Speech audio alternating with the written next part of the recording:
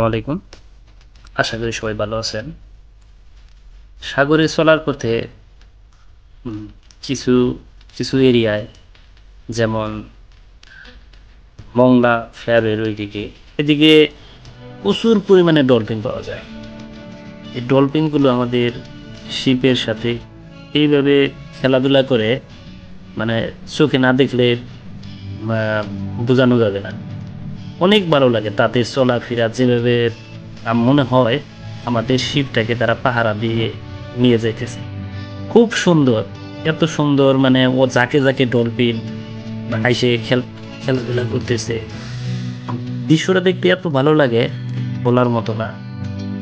আহ, অসম্ভব একটা সুন্দর দৃশ্য, যেগুলো আসলে কি বলবো, ভিডিওতে এক্সপ্লেন করতে পারবো না।